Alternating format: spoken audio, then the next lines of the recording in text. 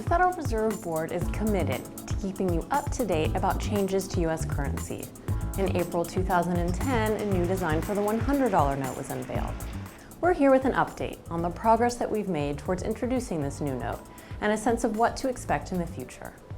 I'm Sonia Damberg, and I'm responsible for the U.S. currency public education program at the Federal Reserve Board.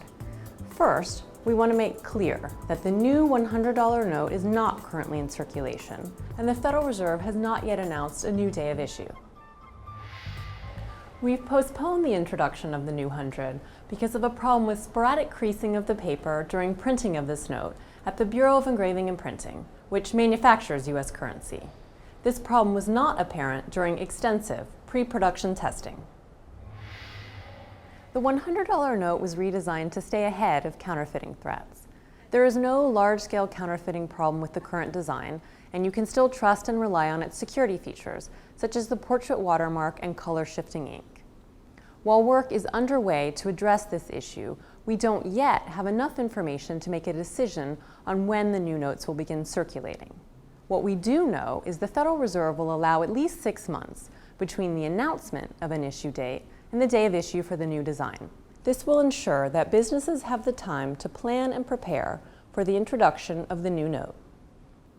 Here to provide greater detail on the work being done to address these important issues is Michael Lambert, a Deputy Associate Director at the Federal Reserve Board, who has responsibility for U.S. currency.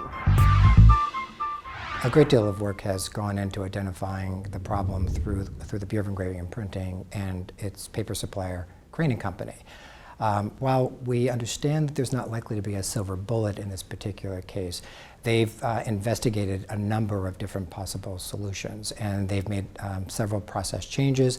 They've conducted numerous tests, and while we think we're on the right path to finding the solution to make us all comfortable, we're making sure that we do have the solution, that it's sustainable and repeatable.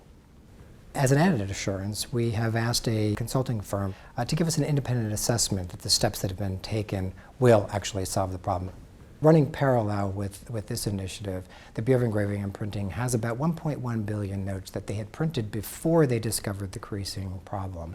They've done some hand tests already, and those tests have suggested that, by and large, the majority of these notes will be usable. They are looking for an automated solution so that they can work through that inventory much faster. Once the Bureau of Engraving and Printing has a solution, it's still going to take a fair amount of time to print sufficient notes in order to build inventories at the Federal Reserve. Once we've accomplished all these steps, the Federal Reserve will announce a date in which these new $100 notes will begin circulating.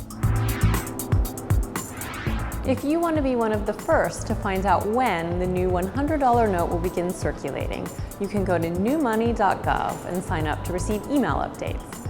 Newmoney.gov also has a wide variety of training and educational materials to help you learn more about the security and design features in U.S. currency.